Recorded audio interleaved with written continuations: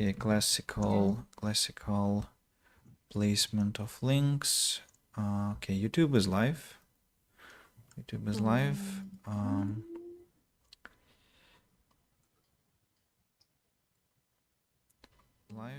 Oh my god.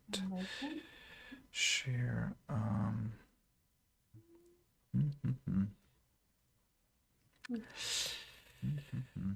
Why can I hear my voice? That's because it's Twitch now. Suddenly has sound. So you never use VK now? I rarely do that. I sometimes come to see, like, if I have any messages there. But typically I don't, because most of my friends we have like Telegram or something.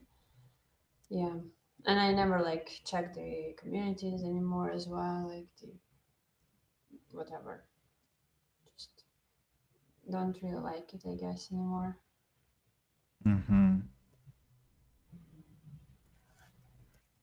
So if I have to like come there to um find something on my previous like community about art and stuff, I'll go like when I needed like the pictures that I used to draw.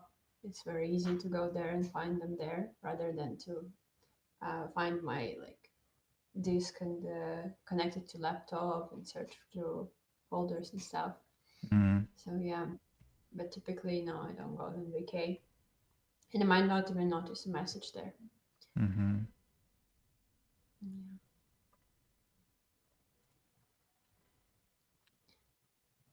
Few days ago, I had like a dream that I went to this stream. We were about to have a stream, and I like connect the call, and it's immediately streamed.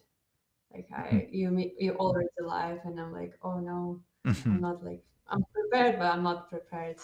And then I remember like I woke up, I was yeah nervous. Some deep line anxiety. Yeah, it's Oh, kind of quite fun how fast my brain adds like current events to my life, like almost immediately. Yeah, it's oh. kind of quite. Otto is already here, by the way. Hello, Otto. Welcome. Pleasure. Thanks for joining us. It's much appreciated. And then we have 2 likes Yeah. at this. We already have 2 likes. I mean, wow. Last broadcast was like On without any YouTube. likes for on YouTube for until the end, and even after, and only the first like was received, and I don't know by whom, just recently, because the whole week I checked and there was no reaction at all, which is, I mean, I never talk about likes, almost never talk about likes in commentaries and these subscription things, but I mean, and I will not, because it's very disturbing, and I think it never works. Like when people say like subscribe to my channel, I'm like blah blah blah, like what have you just said? I mean, if I want to subscribe, I will. If I don't want, you will not change anything about my opinion, but you're begging. And so YouTubers that I respect very much never ask for this shit. But naturally, when you subscribe, like, and comment, I feel very, very not flattened, flattered, flattened. Yeah. So, by the way, speaking about the sound, could you say something? Yeah, I checked it. I think it was fine. Like I'm gonna what I make you heard. a bit more loud, just a bit, because Okay. I think you were quieter on the scale. Oh, I see. So we need to make an Instagram post also. VPN should be turned on for that matter. My throat hasn't recovered yet from suddenly starting to stream a lot last days, so it's Oh, itchy.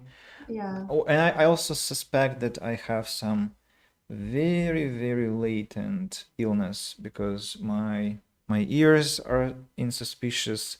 They send me suspicious. They've been sending me suspicious signals, like something is not right, but I haven't got ill yet, and I hopefully will just escape this stage of not even pre-illness, but kind of pre-illness. Yeah, it's quite annoying to be like pre-ill, Mm, I guess, it's as not even. well. It's like a little echo of this future possible condition. Yeah. Mm-hmm. I've Right. been like struggling with that quite often lately. I think I feel like that, and I don't get sick, but it's just still quite annoying, and you never know if you're gonna get sick or not. And some like days you feel worse, some days you feel better. And I talk to my like friends and colleagues, and most of them feel like that as well. Hmm. So maybe it's just like after COVID kind of thing, since many people feel like that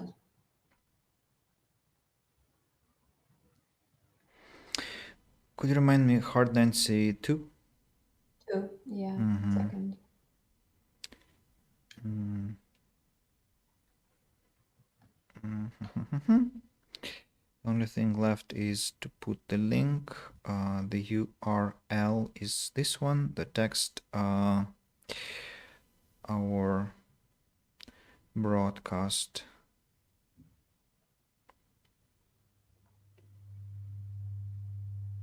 Mm-hmm. And I used the what's this shot from the previous video, not just some generic image, but Yes. maybe it's even for the better because at least people see who these people What it's are. gonna be like. Hmm? What it's gonna be like as well. Like. Yeah, yeah, yeah. So So, I think that's one of the improvements that I have added to my channel. It's like personifying my at least not all thumbnails, but some of the thumbnails, mhm. not gaming ones, because I mean another thing that I don't want to do is like to make these thumbnails where I'm kind of like like with these faces like Yeah. they as far as I know they work, they attract attention, but it's such cringe. uh Please stop, cut any contact with me if I start doing that. Just say that Andy, you don't deserve any respect anymore, so just forget our names and everything. Yeah, just don't have be relentless if I succumb to evil tendencies and betray my ideals. So don't show any mercy. Don't show any charity to me. I typically don't open those videos that have like this thumbnails. If I can, like I don't, or I become kind of prejudiced about the content, and Yes, yes, way of like giving information is just like, why would you need that? It's kind of, it looks kind of cheap, I guess. absolutely. Again, I'm trying to pick the GIF, whatever, of a cat um, for the story. I have a favorite commentary on YouTube about GIF and GIF information. I'm going to wait for you to post that thing, and then I'll tell the story. In the meantime, I'm going to also say hello to Good Game because Miker is again restreaming me. There are 11 people watching there, so I'm not sure you're here even because a lot of people leave the Miker's page just idle and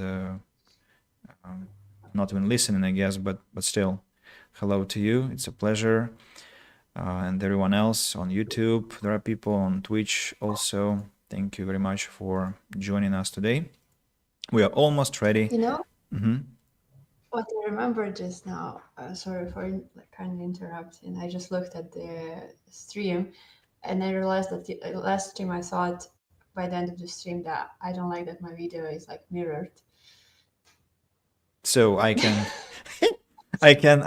mirror you if you want. Do you want to? Yes. Uh, Yes. okay, so this way.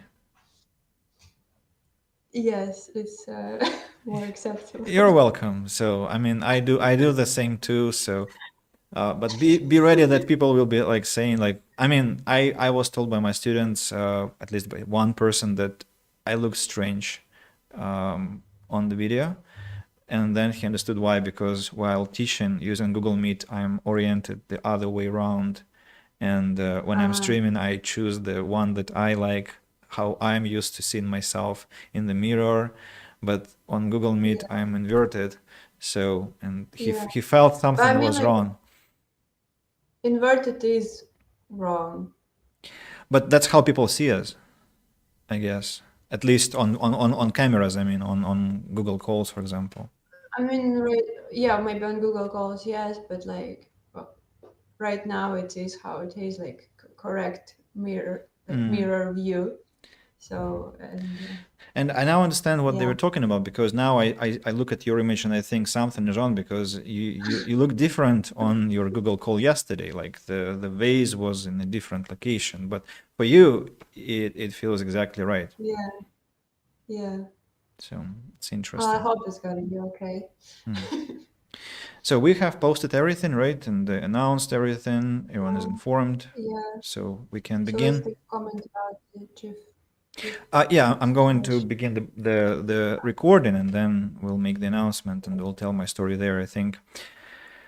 So, hello and welcome everyone. Here is Andy, here is Nancy. We are siblings. We are recording our weekly podcast. Hopefully, it's going to be weekly. I mean, a consistent series about our reflections, speculations, different topics on different matters. And the idea of the talks is to, I guess, keep some mental record of things happening, things that happened, are happening, and will be happening in the future, and in the meantime bring some joy and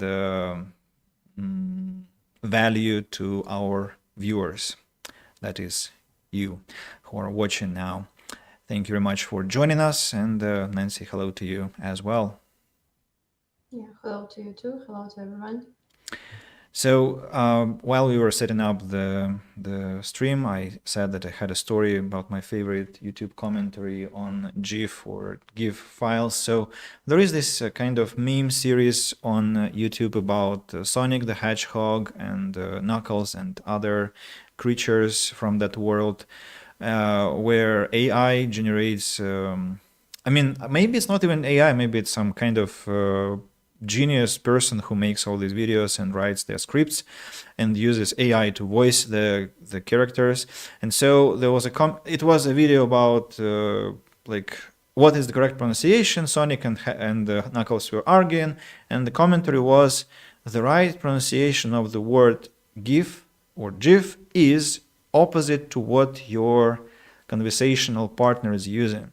So Uh, because the purpose of the internet is to troll and infuriate people.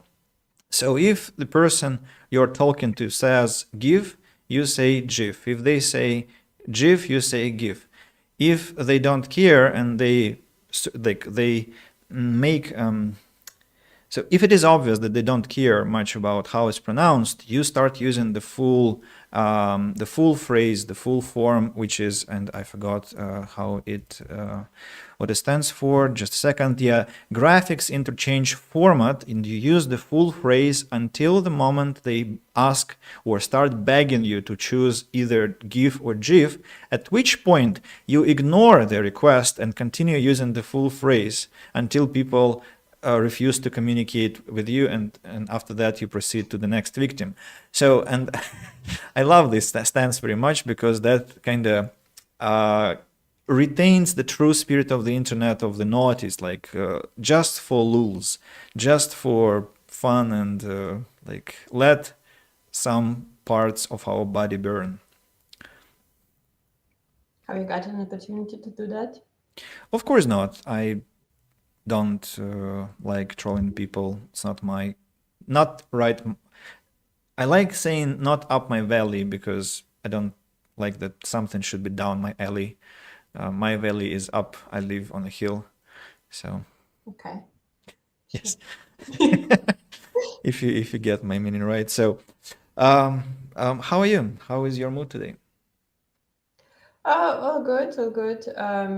It's so tomorrow is the last day before my vacation starts, which is quite exciting. to have 2 weeks of rest, of break. Tomorrow it starts. Um, no, it starts Monday, Uh-huh. but tomorrow like the last working day. Mm. So it's always a little bit stressful and a little bit exciting, like because Mm. you have to finish everything up. But at the same time, yeah, it's quite nice. I don't think I'll be like resting the whole vacation. It's like staycation, as they say, Mm. when you stay home and work a little bit on my own stuff, I guess. But it's nice to have a break and just work on your life, focus on it. Yeah. Mm-hmm. So that's generally, I guess, was like uh, the general factor that affects my mood right now. Yeah, so all good. How are you? I think I'm quite well. I just came back from a meeting with my friends. We went with my girlfriend to my good friends, and we had a conversation about different topics. So these friends you will meet very soon in Tbilisi. Yeah, Yeah, these yeah. guys I'm talking about. And yeah, so we had a kind of light dinner with snacks and some drinks, and so that was very cozy, and it was an important one because kind of introducing them to each other, and so I'm quite what upbeat, uplifted about that event Mhm. very much. About vacation, one of your colleagues mentioned recently, like how the first week is about realizing the fact that you're on vacation, and the second week is actually having this vacation. So, do you think you will have the same story? I'm not sure even how to treat this vacation because, as I said, it's not like vacation. Like I'm not going anywhere. I'm staying at home. I actually like. Well, I took it to take a break, obviously, from work because it's haven't been on vacation for half a year, so supposed to take it. And yeah, but like I wanted to work on my stuff, and it's been quite hard to do so after work lately because it was a lot of work. um so yeah, like I wanted to focus better on like some drawings and studying and some of life stuff as well that I keep putting away. So I think it's not gonna be like realizing I have a vacation. It's just gonna be like realizing I don't have to do something exactly today. Like I can do it, but I don't have to. So Mm-hmm. it's just realizing of like the freedom you have, I guess, a little bit. Yeah, Mm-hmm. I have like little plans already, which is I think it's kind of like a dangerous road because I have like a little plan what I have to do on my vacation, what I have to, and it's not just like you know like these fun things and like go for walks and stuff. It's not on my to do list. But actually today I thought about adding those. So I have a park by my apartment, by my building, and I thought maybe I should start going there like for walks Mm-hmm. because that was like the reason when I pick an apartment I typically like, oh, it's near the park, oh, I like to go for walks. It's an important thing for me to be able to go outside and go for walks, and here I am, I'm just sitting at home. I don't go outside really. Mm-hmm. And during the day I don't want to go because it's too light, too bright, and during like when it's dark I don't want to go because it's too dark, Mm-hmm. which is like complicated. I can't decide when I want to go outside. Mm-hmm. Um, yeah, and so I want to like kind of battle this, like understand why do I not want to be outside? Is it actually this bad or something? I don't know. What's the reason I don't want to go outside lately? Yeah. Um, so that's one of the plan. I'm thinking about like having a. Also, I need to pick a time for a walk because it's nice to have a walk in the morning. It's supposed to be nice, like when you maybe eat your breakfast or before breakfast. But at the same time, I don't want to go before breakfast because I'm hungry. After breakfast, I want to chill a little bit at home, and also I get very productive and I want to work. But also, after I finish work and finish being productive, I want to have lunch, and after lunch, I want to keep working. So, Mm. and then after work, I'm tired and it's already dark. So it's kind of hard to find like this little window of when do I want to. Mm. Yes. I So I'm, think I'm mhm. planning to find out. Hmm. I think such events, well, in my case, there are certain things that I want to do, like going for a walk, and I don't do that because I put too much importance and value in that, because it's going to Hmm. be a unique event in several days. Like, um, how to explain that? So, for example, if I don't walk daily, the value of one walk is increasing with each day, and so it becomes such a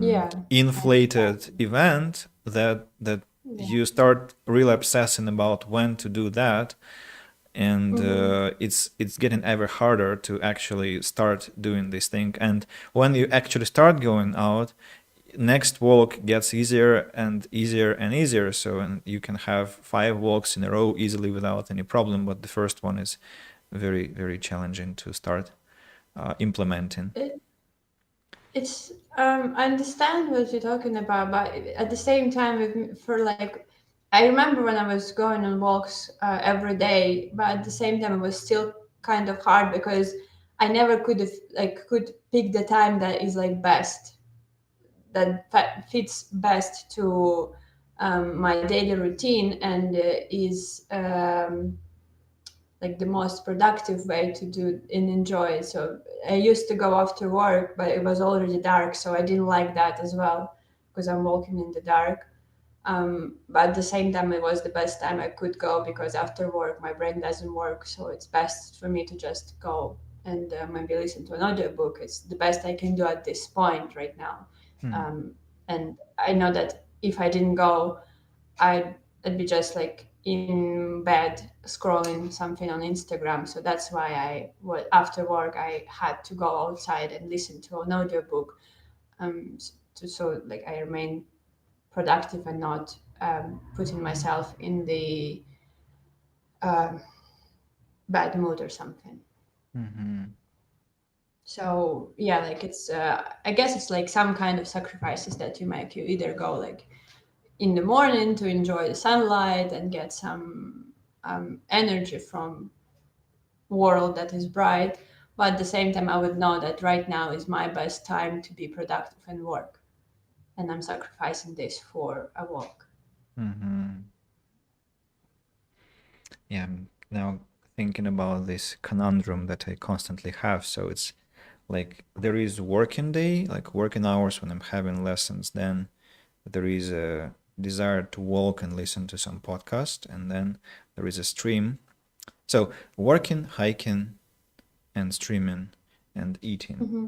And at least one of the elements will massively affect the others a lot, to the point that one of the elements will fall off of this Hmm. unity. And they all must happen for me to feel that the day was successful and proper.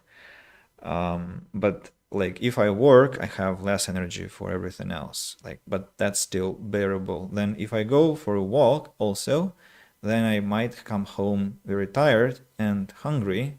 And if I eat, then I get heavy. And then for streaming, it will take a high effort to actually go and start streaming. If I don't go for a walk and start streaming, then I feel bad that I didn't have any physical activity and I didn't have any mental exercise with the podcast or some audiobook. And well, and there are no days when I'm not working because I work 7 days per week. So it's Hmm. like it's a permanent element here. And I can go hungry also, but that increases the frustration during the stream, and I will be tempted to finish it earlier to finally have some food. And so I haven't found a reliable way out of this situation. Yeah, it's constantly like this little fight that you have to do. Like it's well, you can always like adjust, like have a meal while you're walking in the like beginning of your walk. So you like start eating something slowly, get a little bit fed. So and you're not that like heavy or something. But yeah, it's In like Kaliningrad, sometimes I used protein bars a lot. it's well, it's not the best solution for nutrition. It's not. Um, you can't have your diet based on protein bars. I mean, just to have a snack and not feel these pangs of Snack? hunger. No. I mean, snack, yeah, it works as a I snack. mean, hunger Not when you really. actually feel kind of pain in your stomach, and so that like when you are actively disturbed during your streaming by that sensation. Yeah, yeah. Well, yeah, I do that too. Like sometimes when I know that I'm hungry, but I also don't want to like I don't have time for a meal. I typically pick like some nuts I have and I just eat them or something that can like fill you up. So basically, yeah, something like that. Just not to do it like too often. Basically, is the rule. Yeah. Um, but yeah, like so the plan for the vacation is to actually understand the importance of those walks because I do feel quite sad that I don't. It's like it's on my list of important things to do daily is to walk because it's a physical activity. It's a way to recharge and everything. So I need to somehow find a way to do that daily. And unfortunately, like is the best when it's like implemented in your day. You can't not do it. Like when you have a dog, you're definitely going to be going on walks. Or if your job is in the office somewhere in the city, you're definitely going to go to the subway and go to the office. So you have some walk, like by nature, obviously. But yeah, right now I have to find a way to have it in my routine and understand this like the importance of it, so I do it instead of constantly postponing that.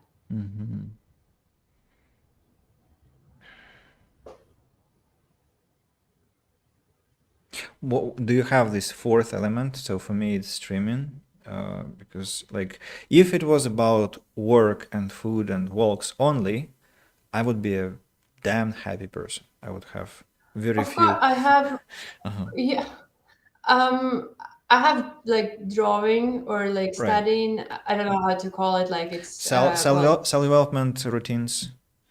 yeah, like self-development routines, definitely. Uh and that's typically very hard to do, like to also it's very hard to do because I get I get drowned in it. Like if I start to study and I get interested and I'm not interested in real world anymore. Like I'm not interested in anything. Like nothing is important to me anymore. I only care about like this how the light works. It's so interesting and I want to get better and I want to draw another drawing or something, or I want to finish this 3D model or whatever. I want to do it. And like, I don't care about food anymore. I don't care about going for walks. Don't text me. Don't call me. I'm not your friend anymore. Right now, I'm like, I'm here. Like, I don't, the world, it just doesn't matter. Um, and it's a struggle for me to balance this because if I get out of the state, drawing doesn't matter for me either. Like I'm either living life or I'm drawing. There is no in between for me right now. And it's quite hard, like because if I live life, it's very hard to get back to like drawing and studying it and everything. It just I can't make myself sit and do it. But when I sit and do it, the world just doesn't matter and it's very hard to stop. And it actually like world really annoys me. Like whenever someone's trying to like let's meet up, I'm like I'm busy right now. I don't wanna like it just like I start to think that meeting with people is not important. Like it shouldn't be important. I shouldn't go on meetings. I shouldn't do this and that and that. And I so that's like my fourth element that just disrupts the whole life kind of. it's interesting how we like. I always tell to my like, especially new acquaintances, like that I'm kind of a high achiever. I mean, not maybe achiever because I honestly cannot say that I have achieved much, but the level of ambitions and demand, like demands to myself and the world around, people around, are very high, extremely high, and so it's funny that we are talking about these four elements. I mean, it feels like something like a strain, to be honest. It's a very strenuous situation because, uh, like, I think, at least stereotypically talking about, people usually mention two things: work, rest, work, rest, work, rest, and then rest at the weekend only. And that's enough. It feels like, and people struggle to do that even because they say like, well, I only have work or something like that. I mean, it's this typical kind of story. Well, we're not even talking about three elements. It's just four. We have problems with four elements, to kind of juggle them around, and it's so descriptive. I mean, of your character and my character, I think. Um, it's hard Personality, for me that to is. judge. Yeah. It's hard for me to judge because I think I haven't like really talked to people what they're trying to juggle in their life exactly. What kind of things they do. Or like on weekends and weekdays. Family would be the third Um, element for many of them. Like if they have children, that would be the third reliable element. mhm. Well, yeah, that's for sure. Would be hard. Um, yeah, like, but I'm just like right now checking what I have typically. Like, I have an app that has all my to dos and stuff. What I have like to do daily, and it's not only just checking. So there's like physical activity, but physical activity divides into different stuff. Like it's like stretching during the day because when you work you sit. It's another activity of just knee exercises because I have like a bad knee, so I have to exercise separately just for that. It's also in between gym exercises, which is kind of different thing, like Pilates at home. Um, yeah, like and walking, and that's like typically a day without sometimes Pilates. So like three different separate activities during the day, which is quite unrealistic from my experience right now because I had like maybe 1 or 2 days when I was managing to do that, plus my work, plus different drawings like studying and then little sketches, plus eating well, drinking water, reading, doing languages, and then I forget that I also have like maybe have to have some time when I'm not trying to be productive or something. Mhm. I just thought, is it possible to do this kind of mental homework and just sit down and describe your day to yourself, like on paper, write things down minute to minute, and actually find some rubbish? I mean, I'm not talking about like, mm, so that's the question, like, is it possible? Because I wanted to say like scrolling social networks, but I mean, I like memes. I want to scroll social networks for memes. I want to spend my 30, 60 minutes doing that, definitely. I want to definitely want to just stargaze in my head for an hour just to kind of feel this vibe, that is, so it's, how to call this condition, this kind, maybe it's my personal meditation. So just doing nothing, being lazy, being inactive, being idle, it's also important. Sometimes just playing some video games with myself. I mean, without streaming, I do that with a bottle of beer. It's also very helpful to regain my mental health.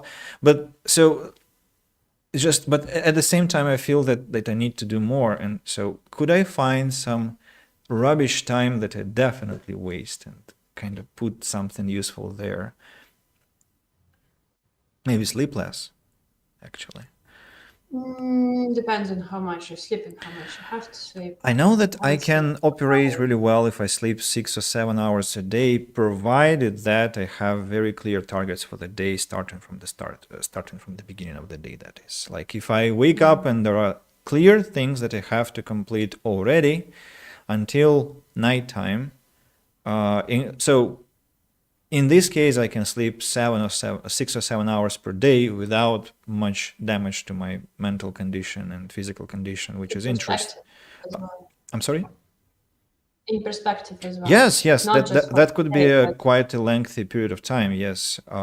So maybe once a week I can like kind of stretch this and sleep for longer, just to Mhm. feel that I'm still in control of my life, and if I want to, I can just suddenly a song came to my mind. If I want to, if was there some song with this phrase? So to sleep like for 11 hours, but that would be just kind of luxury, unnecessary, in fact. So yeah, do you think it's possible to find that rubbish time? I mean, obviously, like you always have to see what you do, what you don't think you no longer have to do anymore.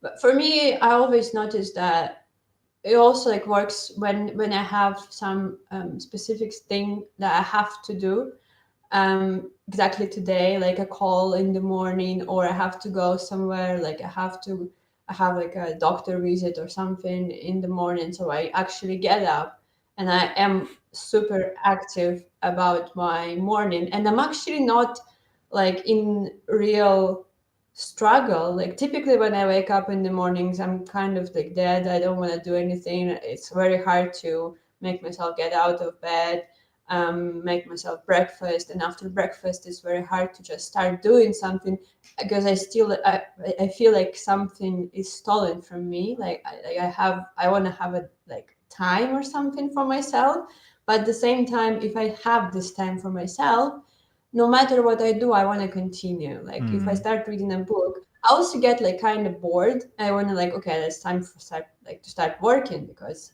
obviously my brain is already woken up, so I shouldn't spend it on reading a book. I should spend it on doing creative tasks. Um, yeah, like or I start to like get lost in Instagram or TikTok or something, and that's a worst case scenario typically. Um, yeah, but um, it only happens when I don't have anywhere to go or anyone to like have a call or something with. Um, yeah, like I should have some some stuff to do that is like connected to a person. Hmm. And actually, it kind of frustrates me a lot because I feel like it's bad discipline or something. Like, you know, people say you just do it. You don't like you just have you don't have motivation, but you have a discipline or something. And I feel like I don't have discipline. Like I just I find it hard to do stuff sometimes. Yeah. There were times when I could stream in the morning. Like I would wake up and go and stream for an hour or two, just to kind of. It was like it actually felt nice, but those were different games from which I play in the evening or at night because they required different Hmm. types of energy, and so I use them actually to wake up and kind of. So it's very interesting. It actually requires a hell of a lot of planning and thinking of your strategic plan. So like if it is a morning stream, it has to be this game because I have to have very specific energy for my first lesson and so on and so forth, and teach until the end. And so like I cannot have the same fun that I the same fun in the morning that I have in the evening. But it doesn't mean that I cannot have fun in the morning. It just has to be a different type of fun.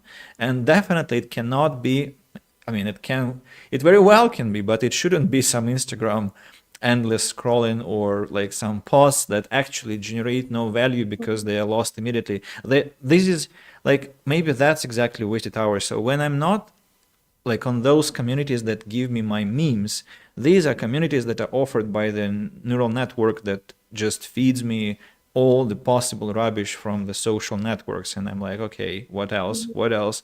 And because there's no satisfaction, I keep going endlessly.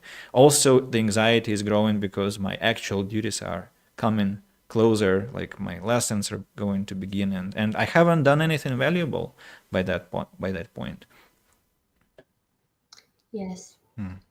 It's well, the scrolling thing is something that I really like struggle lately with. And I keep telling myself like, well, just delete Instagram and TikTok. But then I remember, well, I have a lot of useful videos about gym in my TikTok, and I keep getting new ones, and like it's actually like helpful for me. And some recipes on Instagram. Well, plus I can't delete Instagram because with some people I only text there, so I can't get out of Instagram. But I wish Instagram didn't have feed. Like if I just could go there and see what my friends are up to without those suggested posts, without this menu with like a search where you have like where you can search for different like recipes and stuff, and you just shown them, so you like automatically click it and you see, and you're like, oh, what fun. Yeah, like, and also I'm super annoyed about like those like when you watch stories of your friends, but every other story, like one or two stories, and you get an ad for like three stories or two ads.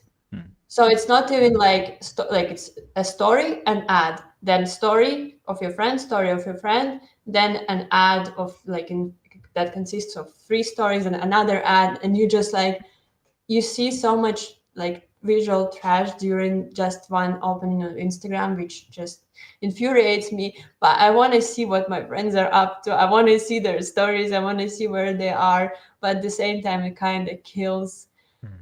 I don't know. It's just it's I'm also that's why I'm also afraid of my vacation, because I'm very afraid that if I don't have like a job to get to in the morning, I might get lost like in Instagram. So I'm trying to come up with an idea on how not to get drowned in those feeds. I actually have like so on my Notion page, I have like um, there are a lot of stuff that helps me with organizing.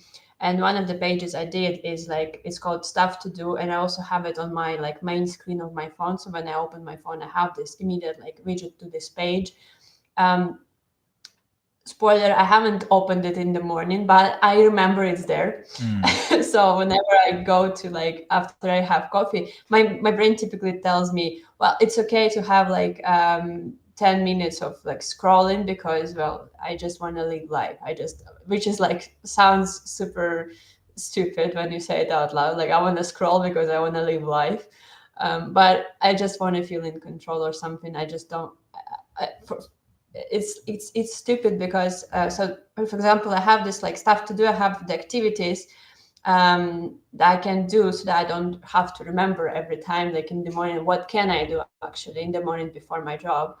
And I have like them divided into morning and evening activities and into activities for weekends as well, so that I don't have like wasted weekends.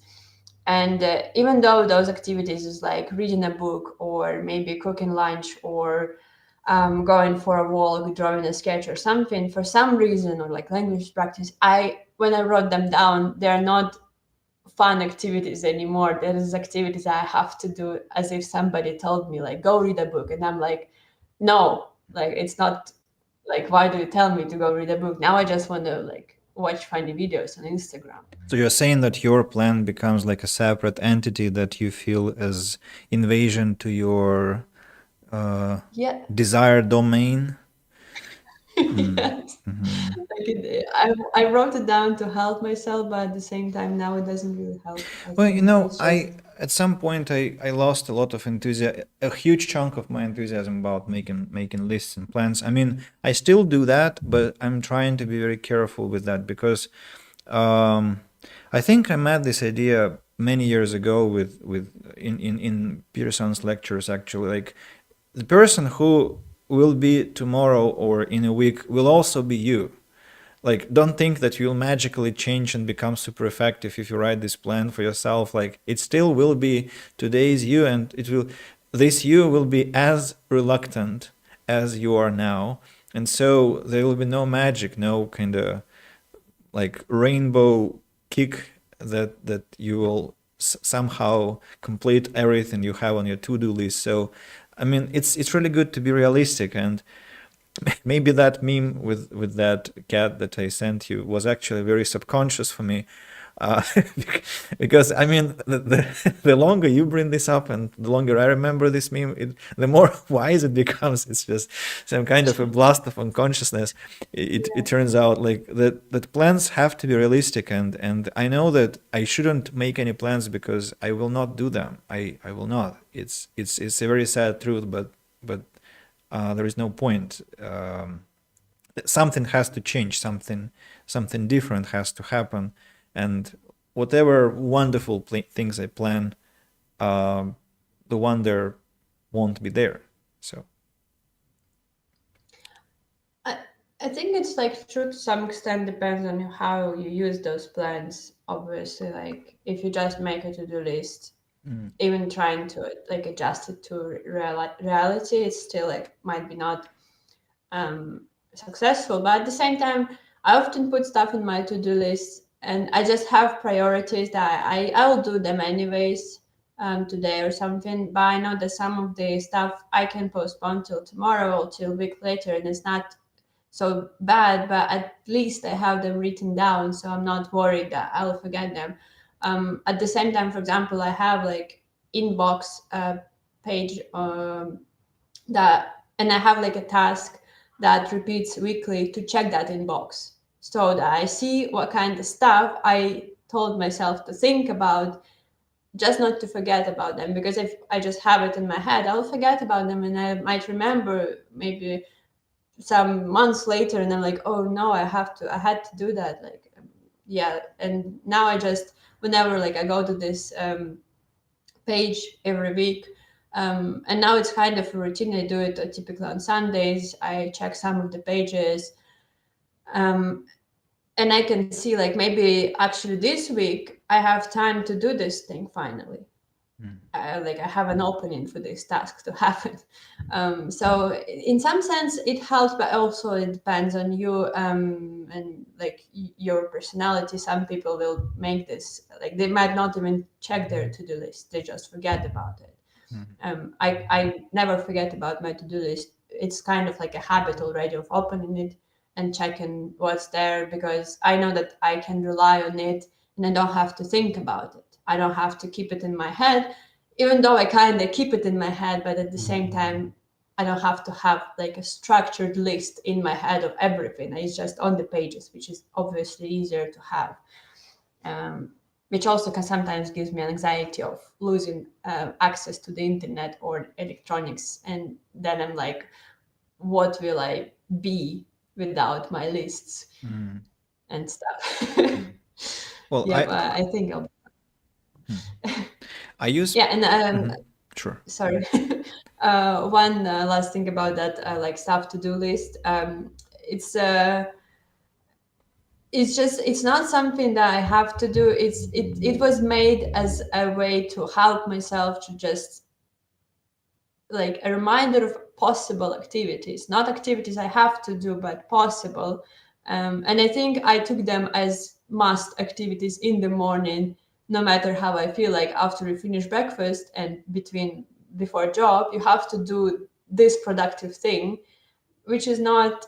Maybe I should add like just sitting on the couch and looking in the wall. Sometimes it's also like should be acceptable as an activity if you feel like that in the morning, Mhm. because otherwise I feel now bad for not like going and doing something productive, even though sometimes it's actually good to make yourself, like as I said, like when I have somewhere to go, I typically my day feels more active and better, and I in generally feel better. um so I don't know, I think I have to like, experiment here. Maybe I actually have to uh be a little bit more harsh with myself, for sure, and make myself do stuff so that my days get like better routines and I get a better feeling. I definitely met something.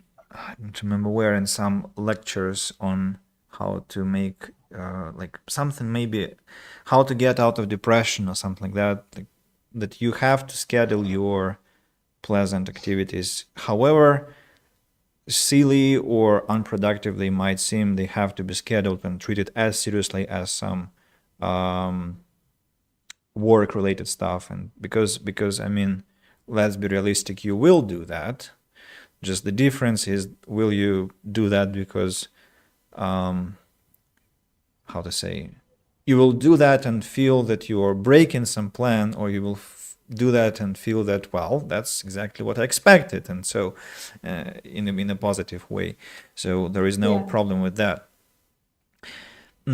I use notebooks and just pieces of paper to make my plans, and I've just thought that, I mean, I have some special notebooks with some grand plans, like with some strategic uh, points, and so I have like wishes lists and things that have to be done, and some other similar things. Not many, and they are in designated, specially designated notebooks.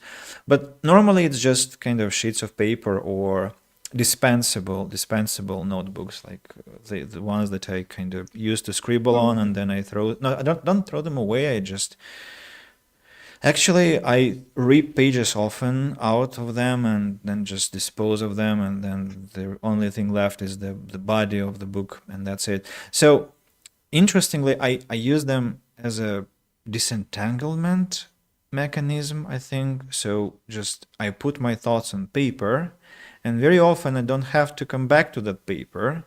It's just that it's like those mental maps that I started practicing with myself, and now I'm kind of becoming an advocate of this method, like how to draw. I showed you this mental map thing. When you start with one question, and you go to different questions, and you try to get to the bottom of your thinking process, your anxieties, your concerns, your fears, and so on and so forth.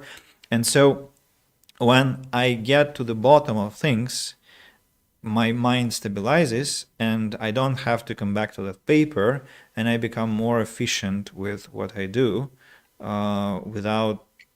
So I mean, that's how I disentangle my what to call it, my chaotic condition of ideas in my head, and that helps. So that actually helps a lot.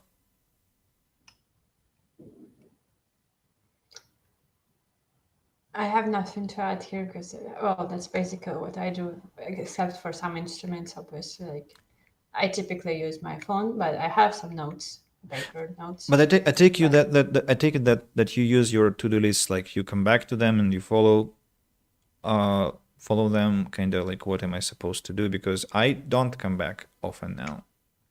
I just write down things, and then I just put them away, and I proceed with what I have in my head purely, just without.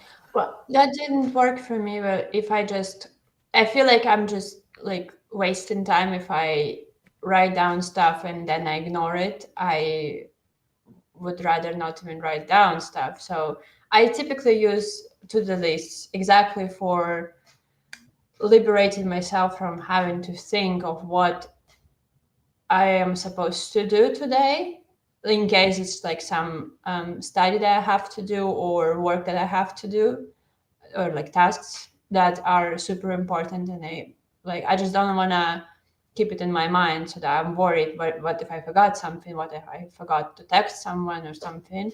I just don't want to have it in my mind, to be honest. Um, so yeah, I typically follow my to-do list, not to the sense that I come to them and I have to do everything that is on the to-do list, but I actually see what is there. So that's the difference, because for me it's just kind of analysis, like like what's that, Kowalski analysis. So I need to understand what's inside my brain, because while it's inside, I cannot analyze it properly. So I have to put it on paper. There, I look at the elements, I see what is what, and then some opinion is formed, and with this opinion I can proceed, and there is no need for me to, I mean, I actually don't have to, it's not burdening me. It just gets integrated, and that's it. So I think I just partly it kind of is reference to what cognitive behavioral therapy does, and it helped a lot when I read about it in one psychological book. I think it was Feeling Good plus The Body Keeps the Score, because the author of the second one also talked about CBT, like that in your head you cannot analyze things, and often you have to take them out to look how ridiculous some concepts about your life and yourself are, like what kind of incredulous things you would believe in just because they're in your head, and actually they're much more different in reality. It's like for artists, I think it makes sense. Like you might think that you know how a bicycle looks, but when you start drawing it, you will quickly learn that you have no idea how a bicycle looks. You will have to actually go and look at it. Mhm. Um, well, yeah, it's I'm kind of separating this from to-do list actually, like this in a way. Like I have pages with exactly writings that I do, and I don't come back to them at least for some time. And I do it exactly like if I have anxieties about something, I typically write them down on some concrete page about this or that, and then I feel better. And at the moment in future, if I again have these thoughts, or I'm like, because I tend to be kind of like forgetful, and I tend to ruminate, so sometimes I have to like, I have this for example, maybe um well, whatever negative comments that I make about myself, if I wrote an answer to that somewhere already, and it's, first of all, it's easier to remember them in my head, it's easier to answer immediately. Like if I'm telling to myself like, oh, what if I'm not good enough at art, um I already have like an answer to that in my head because I've written it down somewhere. But if I'm still like kind of continuing to argue with myself, I go back to like my page and I reread it, Mm. whatever is there, so that it keeps me less anxious that I have all the answers written down in Mhm. case of something. I don't have to come up and think about it like again. And the same time with to-do lists, it's just I also tend to get overwhelmed with the tasks. So like even with like cleaning, I typically have a little to-do list to what to do around the apartment. So for example, on Saturday, I clean my apartment and I write down everything that I have to do so that I don't have to think about what comes next, what goes after. And I just want to have this like um to see what is on the table today, what amount of task to analyze it. And yeah, like sometimes I don't also it helps with like kind of when you go and listen to podcasts, you can just actually listen to podcast and you go back to this to the list and just mechanically see that after vacuuming you have to clean the floor or go to like to clean the bathroom, you don't have to think about it, so you're focusing on podcast instead Yeah, of yeah, thinking. that's true.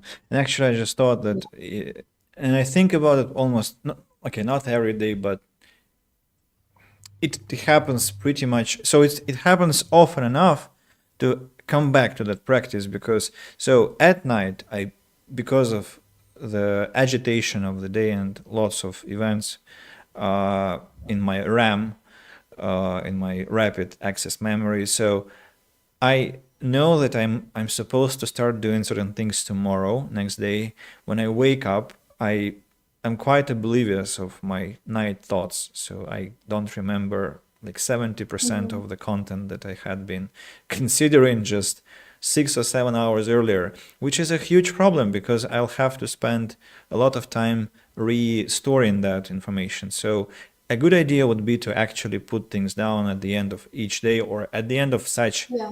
packed days where you have lots of things to follow up onto next day, and not unless lest you lose them.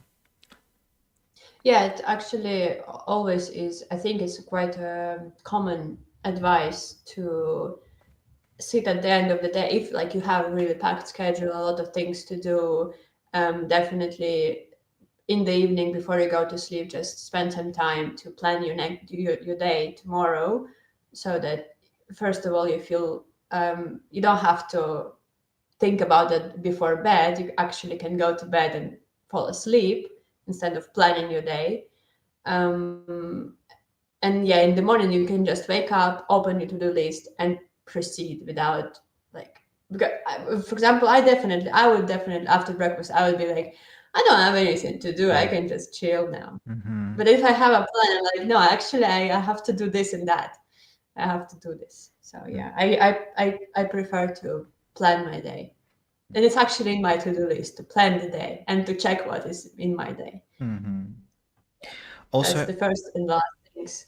Yeah. can I actually ask you? So those mental maps that I showed you how. I'm not saying that they are some unique concept that I invented. No, of course they're like the simplest thing that a person who is into psychology can think of. But so was that actually?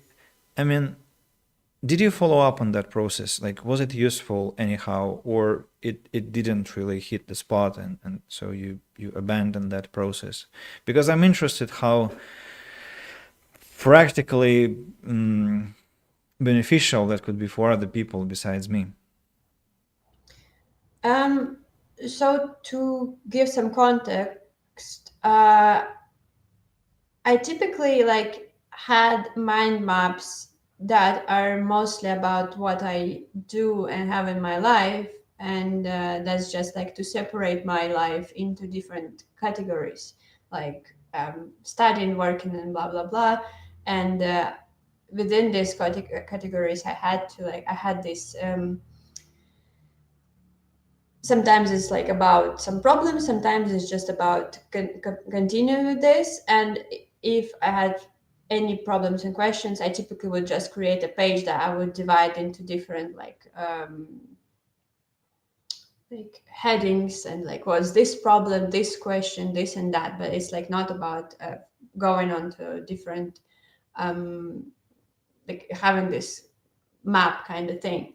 And recently I went back to it, and I actually wanted to follow up on that with you.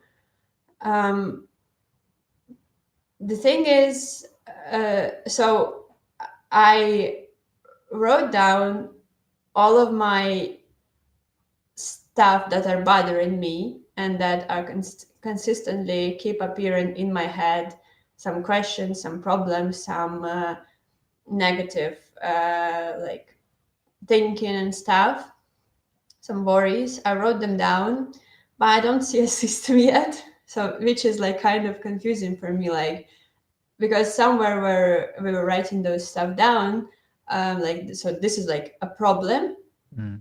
or like it's not.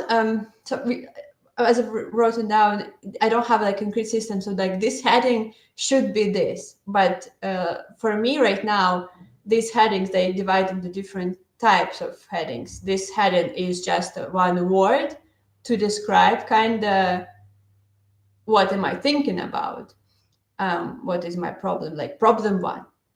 Mm. Other heading is a question, like what should I do next, for example, right? Or like what should I do in my life or whatever.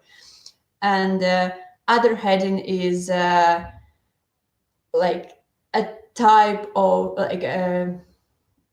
one part of my life, like job, for example.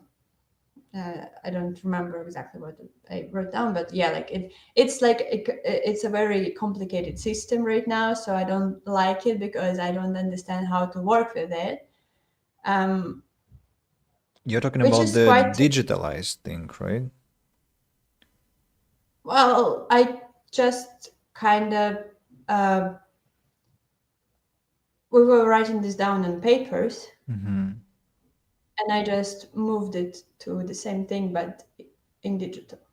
So So, it looks the so same. like it's not the same because so my point is to only work with physical containers of information. So I mean, computers are also physical, of course, with not digital but kind of vintage, like with paper. And the bigger the better, like real mind maps. So like if it is A3, then you don't have enough space, you take another A3 and you glue them together. And if you need to make a poster, so that's one thing to discuss, like whether digital form and changes anything for you, because I think it does, because it changes everything for me. So if I have a complex seminar to plan or some kind of lesson to plan or develop a concept for a stream or something like that, I take a piece of paper and I go to the bedroom. I lie on my bed and scribble something and jot down some ideas and make a rough draft. I think rough draft is tautology. So I make a draft on paper, and when I have some draft, I go to my computer and I start designing actually. But I don't go to my computer before I get until I get some reliable concept on paper, literally on paper. And so that's another thing. The third thing is the point of mind maps is not to make a list of problems, it's to solve problems. So it's like you unfold questions until you actually have this aha moment and have something to follow up on. And they should not be complex. They should not be complex, because if they are complex, then it actually overloads your system. Mind maps are to disentangle things. So what I'm saying is it? So how does that sound? What I have said. I don't quite agree with it, to be honest, because With it's also which of the points? which with what to use, Okay, so because the that's container. very, yeah, like that's just about whatever media you prefer and whatever media you use to um, work with, and whatever like kind of pipeline you typically have when you have something like that. For example, but if I have a list of a paper, like lists of paper that I have to write down stuff on for a long time, if I have this mind map and I have to write down, first of all, I'm very annoyed about like space. If it's a big list, I'm also annoyed with it because it's not convenient for me. Like I don't want to have like A2 format or like A3 or A1. Why I not? don't, it's too big. I can't see it. I don't like it. You can. It's in front of you, literally. But I don't like it. It's at the same time like, it's big, but at the same time it's also kind of with restrictions. You can glue new pieces there. I did that with my And then mind it's big. maps. Then Sorry, it's again it gets bigger. So it's this wonderful. no for me no. That's what But I'm telling you. Like I don't. why not? I mean, it's like it doesn't restrain you. You actually can unfold your imagination, because it's not exactly about writing. It's seeing the connections and sometimes drawing something, or like kind of solving the conundrum creatively. But that's what you can do in digital spaces as well. So You can do I it in just thought Photoshop. You I thought can. you just make lists and write the text, which is not always a I solution. do. I do whatever what I feel, but I do it digitally because I don't like to have. After that, I don't like to have it on paper as well. So It's not you also easier for me draw. to analyze this. Uh-huh. Yes, I sometimes like add this. So if I so this I use this like website that has like it's specifically built for mind maps. It's not just like lists, like document. It's a mind map website. Obsidian or No, Meister. my master? Um, it's like through MEI It's this S. German spelling, I think, Meister, or Yeah. Game of Thrones Meister, I think, had the same. Yeah, and it has all of this like stuff So it's quite convenient because I've been using it for different stuff as well, for different mind maps. So for me, it's like a convenient media to use. And after that, I can zoom out, but it also keeps the comfortable size for me because it's just my screen, which I'm comfortable with. Mm-hmm. It's not like too big, because if it's too big, if it's like A2, A1 and it's glued, first of all, I have to put it somewhere in my apartment. I get annoyed about that. I have to store it as well. It's just not very convenient, and I prefer to have it somewhere where I also can, like, I also don't have to carry it with me. If I want to get back to it, I can do it from my phone, from my computer. I also can download it so I never lose it. I don't have to take it with me when I'm moving somewhere. That's why I prefer digitalized like versions of most of the stuff.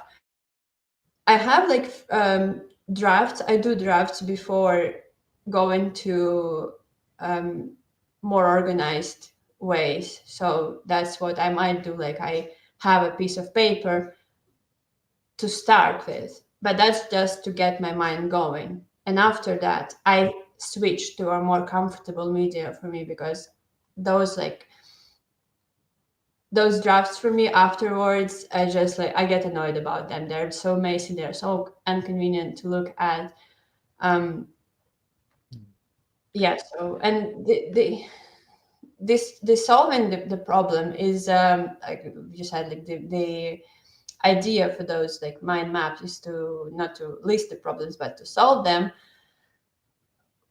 Well, I'm not sure how easy to discuss it without details about particular stuff, but that's again repeating what I like said. Like I also don't like that it's kind of different approach to everything. Like you either ask like constantly ask why, or you add different how to say it,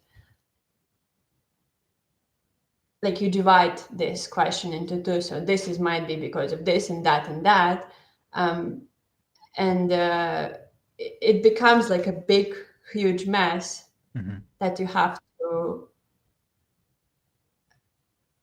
have to attack at the same time, which is quite overwhelming. But that's just, I don't want to like get too much into it, because if I look at the things that worry me and frustrate me right now, and I'm thinking like how to like solve them and etc., I actually get frustrated right now. um You don't tag them at the same time. So you make a map and then you choose a region and then you work with this region yeah, isolatedly. but like I know, but like this isolated region is also gets into bigger like Yeah. little pieces, And but then it's you like zoom in lots. and you zoom in and you keep zooming in until you have something to work with. That's the point. Well, yeah, like I mean, that's the point. So you zoom in until you can solve something. You solved it. You kind of like quest completed, and you proceed to the other regions or regions of the regions. Um, because yeah, so that's how I see that. And I have some couple of thoughts which are not. I mean, so just kind of. So the main point is that probably and most probably is it's just things are different for you and me. Like we do that differently.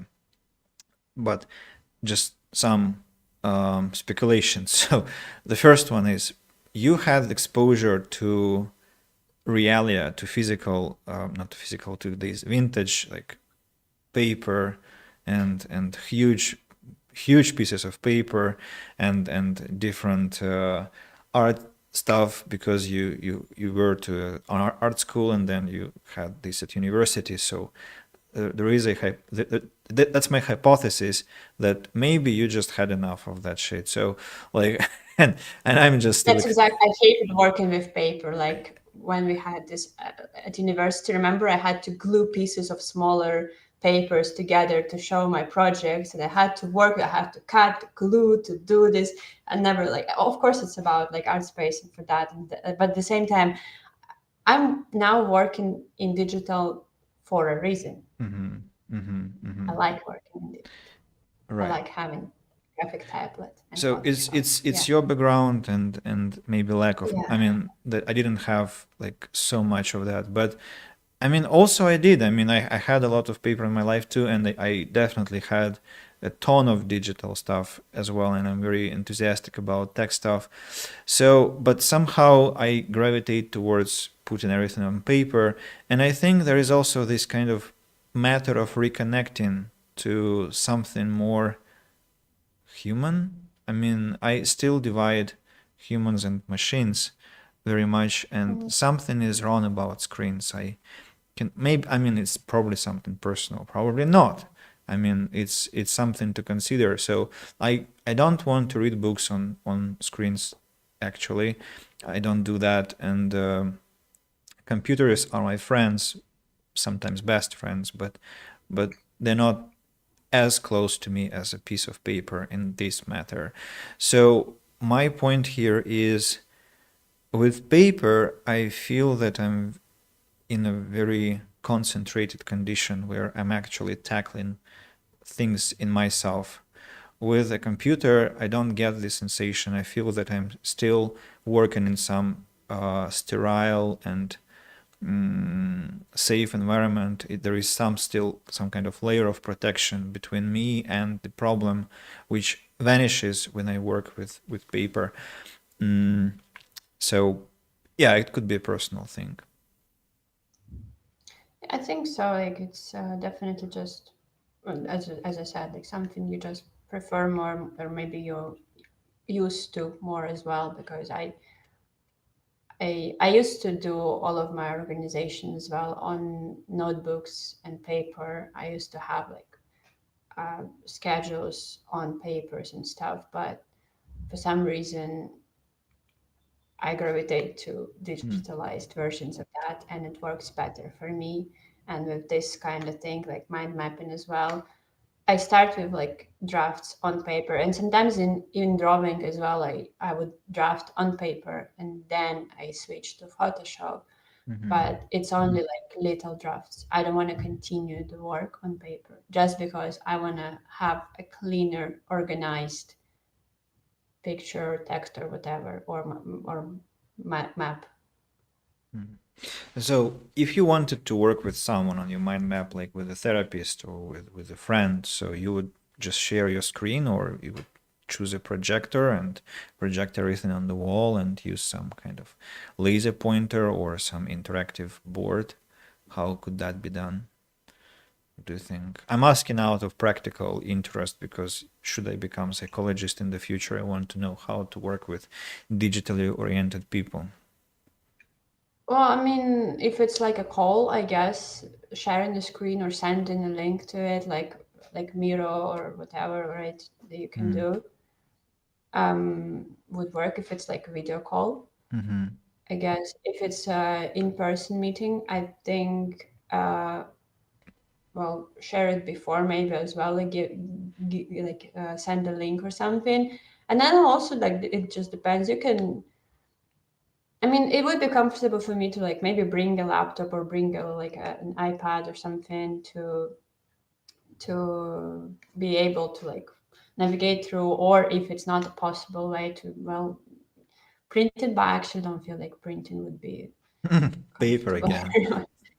Yeah, Uh, actually, then you think about like printing my map, it's just like, no. What annoys me is that when you put it on paper, it's very hard to move it or fix it or like change it, edit it. I don't like it. So going back to my original question, my mind maps idea was actually a miss because you had done that before, and so there Just in was different. No, it's there.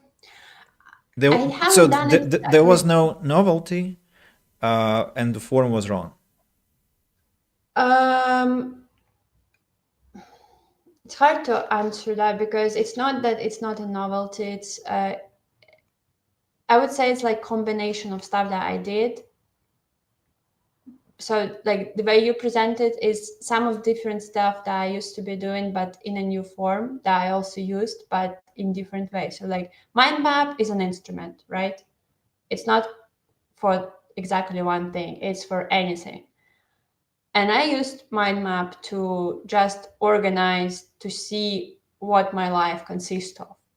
I didn't use it um, for trying to solve any of the stuff I was thinking of that were problematic for me.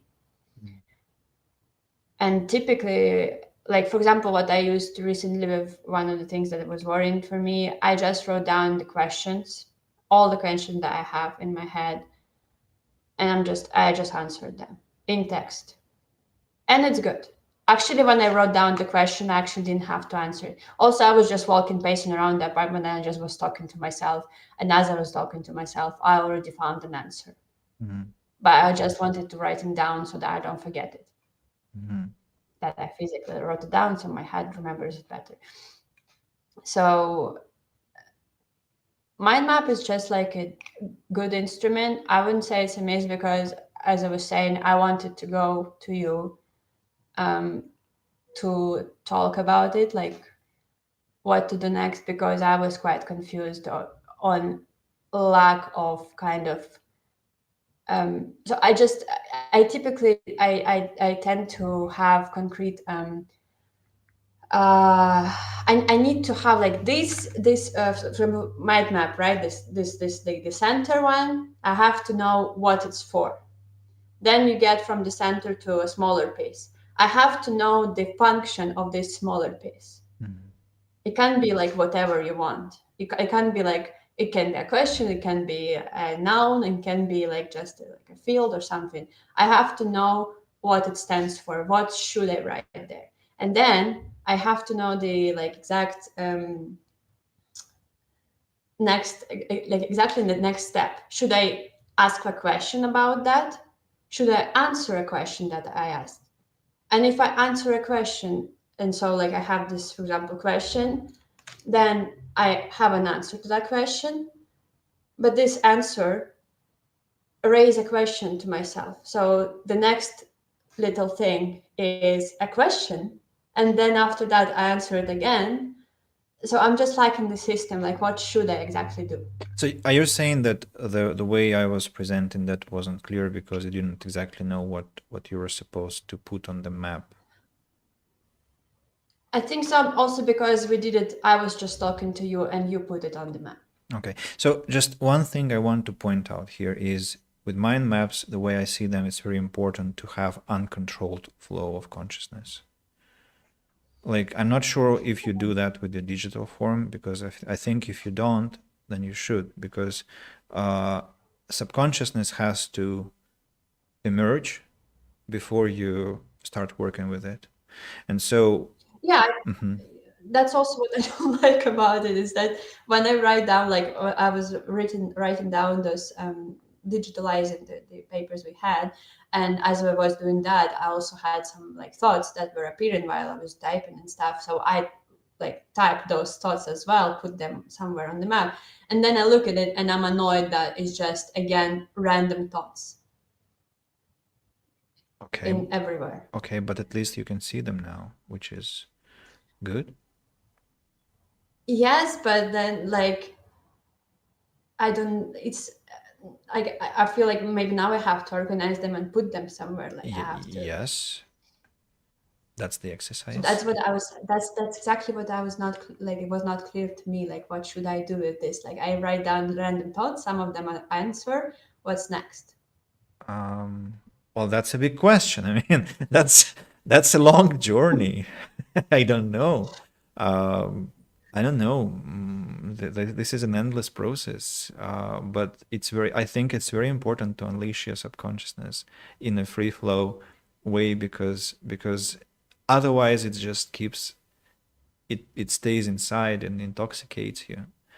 And there are, I think these are two different realities when it's all inside and it's when it's all outside and you can see that and you can, well, theoretically work with that, at least with some part of that, and you're aware that it exists. And the annoyance, well, that's interesting. What is the genesis of this annoyance? I mean, that you want to control that, probably one of the reasons. Well, I want to have a systematic view of something. but I mean, it's not Because that's how you also orient yourself around that map. You have a map, you look at it, you have to know that if you're looking for this thing, you have to look there. like, if you're saying so, you're annoyed about your thoughts on some media. It's not that you're annoyed about the method, right? That these are still your thoughts. It's just that they're now outside. Um, I'm not annoyed at these thoughts. I'm annoyed at the amount of thoughts that are appearing, appears. Okay, but the original problem was, maybe if the original problem was too many thoughts and chaos between them, Yes. then again, it's not about the method. It's just that we actually now can Yeah. see that, Yeah. and I think it's actually an improvement.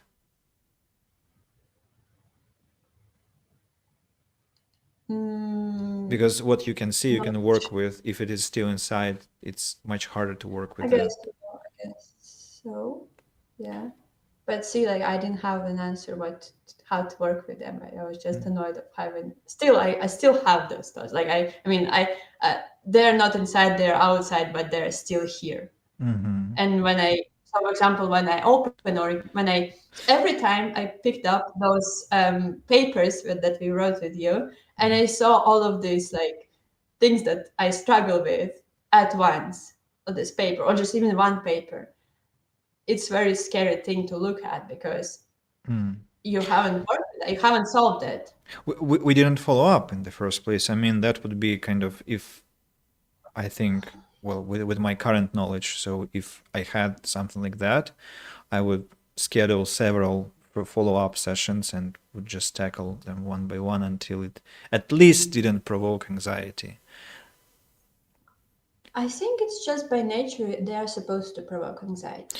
Even though, like, obviously, every time you work with them, you get like you solve it a little bit more, but it's impossible to talk about stuff that frustrates or stresses Are they you still around without you? having what These pieces of paper, are they still around? I threw them away because I Oh, didn't okay. like them. So, I mean, yeah, that's exactly what I wanted to hear, because if they are around and provoke anxiety, that's exactly what I don't want to happen. Because I mean, yes, they are supposed to provoke anxiety, but next thing is we need to follow up. And if they have been provoking anxiety for 4 months, then it's a devilish method. It has to be But ruined. I haven't like that I've been like getting to them sometimes, like, not every day or not every week, but I would open them, look at them, write something down as well. And I just wanted to put it on digital before working with them because I didn't like to work with these papers. I Okay. wanted to work with digital. So recently I finally got to that and now I have this, but every time I open it and I start to look, it's still like, even if I immediately go to just one problem that I already decided to focus on, it's still a problem and it's impossible by the design to look at your problem and feel, oh, it's okay.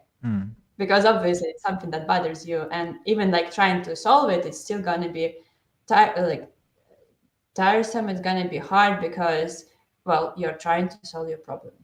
It's So not easy. I'm going to come back to my original question again. So was that a useful thing, a Yes. zero value thing, or it was actually harmful? Because what I'm trying to understand is how applicable this is for other people, not me.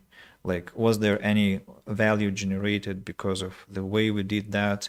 And if there was, I mean, not so, if there was value generated, and why? Was it because you just talked to somebody through that process? Because that was also like me and not somebody else, or it was because of the way we did that, which is not connected to me personally.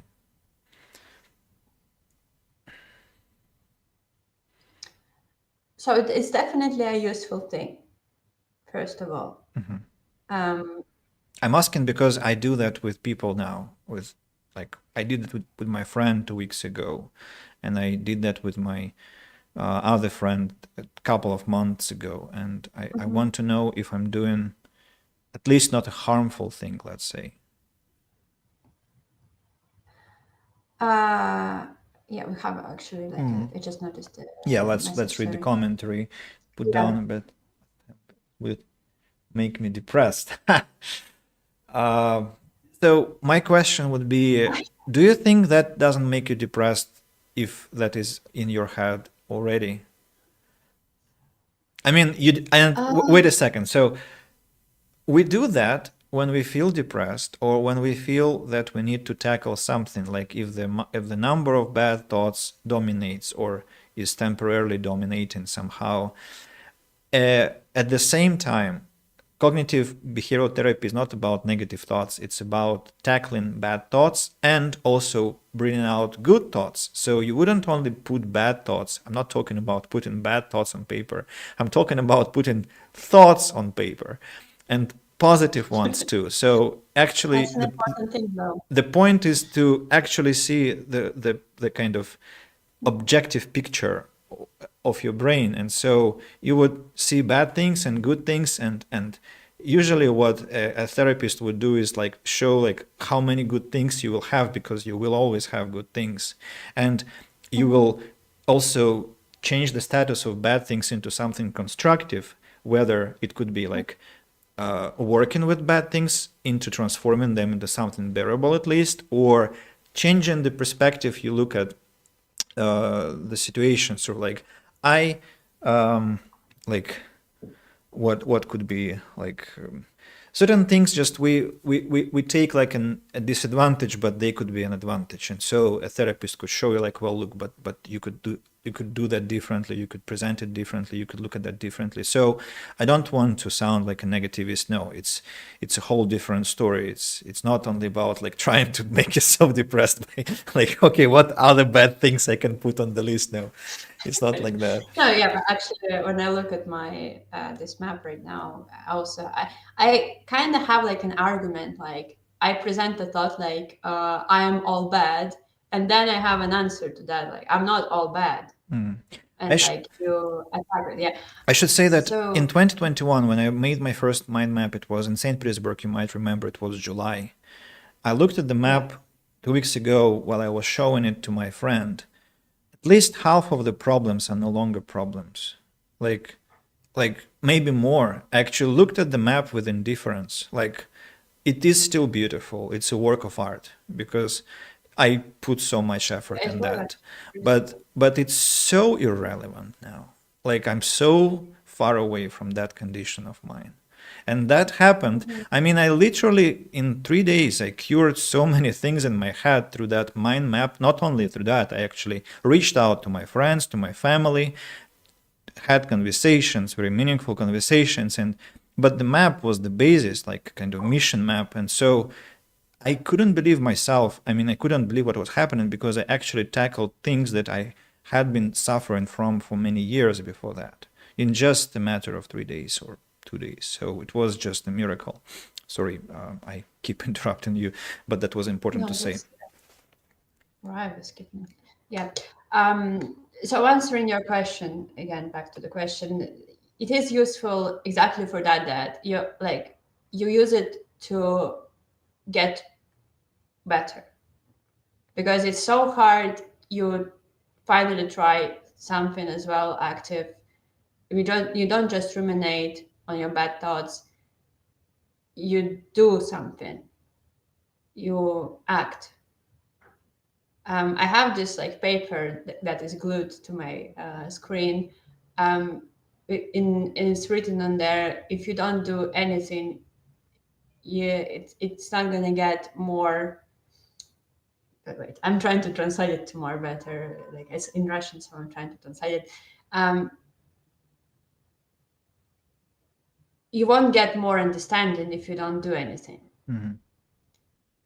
Um, so that's the thing about the thoughts. Like if you have thoughts and you just think, you don't do anything. You have to like recently, as I said, like I was just walking around the apartment and talking to myself, but that's an action. You're talking to yourself. It's not the best one, but it works sometimes as well. And it works for me, for example. I talk to myself, and that's also like, because you have to know how to talk to yourself. It's not just ruminating out loud, it's having a dialogue out loud. It's those like, again, like advice from cognitive behavioral therapy, like you try to be objective, you like well, you say something negative about yourself, and then you see from objective point of view, is it true or not, and is it like overgeneralization, if it's like some catastrophizing or whatever.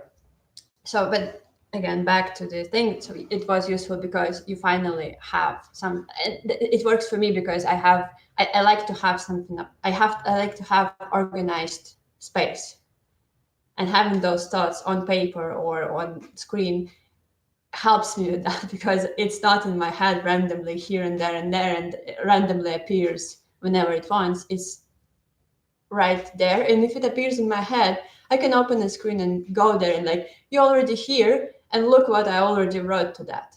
Mm-hmm. And if I keep forgetting about something, that, oh no, I'm still again like thinking that I'm the worst person alive.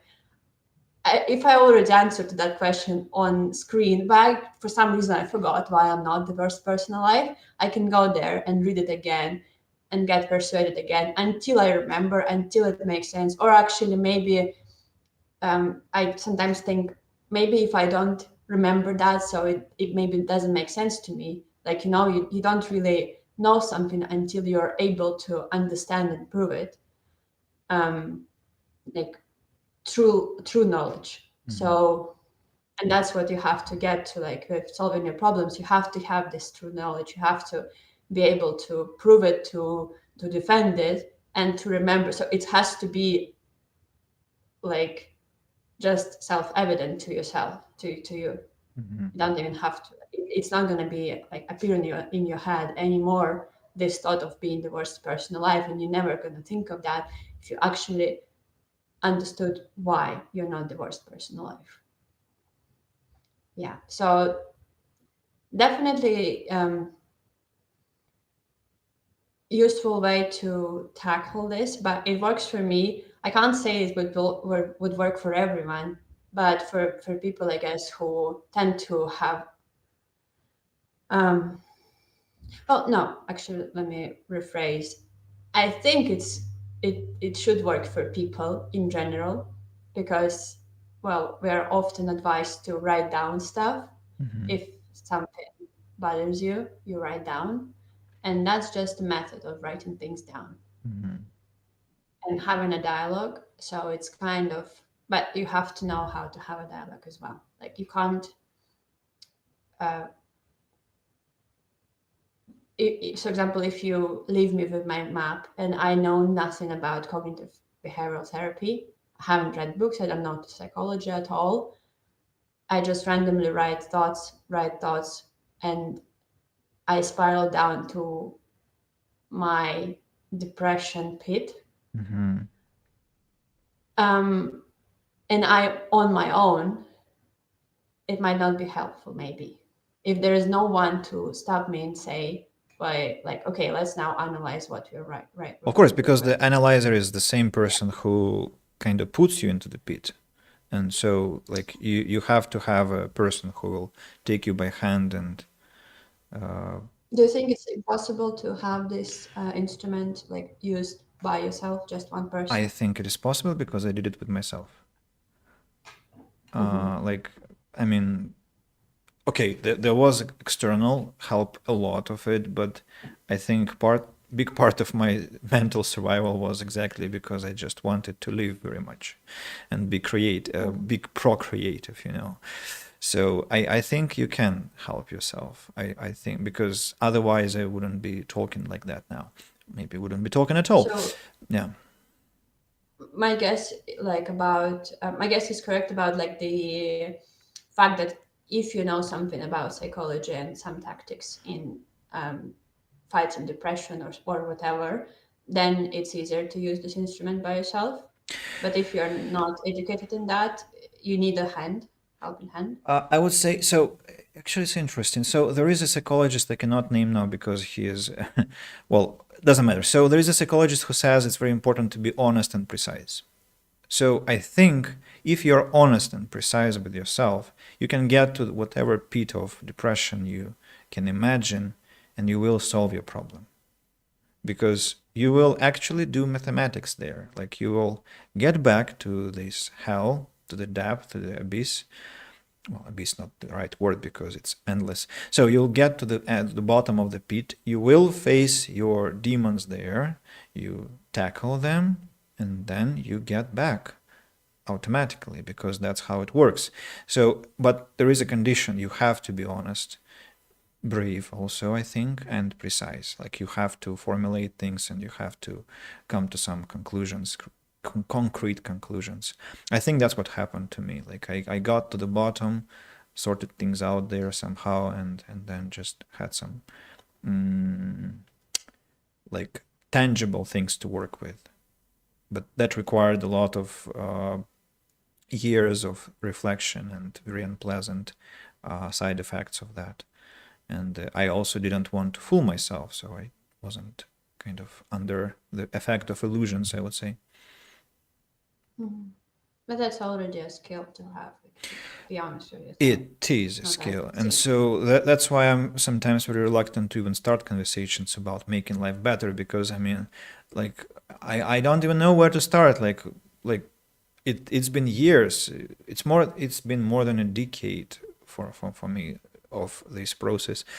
So and about CBT, actually, about cognitive behavioral therapy, it's funny how often I refer to that, but for me, it's actually name dropping because when I first heard of CBT, I was very hostile to it because it's like I was hostile to some communicative method that teachers told me about my method, like when they came to my English club, and they said, "Oh, you use communicative method here," and I'm like, well, fuck off. I'm not using any communicative method.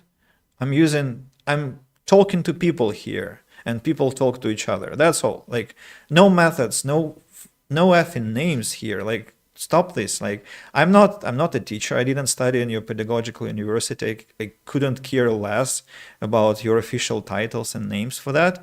I just do things I believe in here, and I don't need your labels. Later, I warmed up towards it, especially after I went through this course in Budapest for teachers by Cambridge, and so I accepted it. So my hostility gave in to this friendly approach. The same with CBT. If I hadn't, I think, practiced something that CBT uses, and so and several years had to pass before I accepted that it's not something I have to be hostile towards. But I don't care about CBT. At least I care about it as much as I care about communicative method, which is I know what I believe in, and that's more important for me than any titles that exist out there. So for me, it's just a reference that is more understandable for people, I think. And that's why I use it a lot, not because I'm an advocate for it. Well, so it probably like you don't care about titles exactly. I don't, yeah, It's like because it's like when you by yourself, you don't need to name everything you do and every process of your life.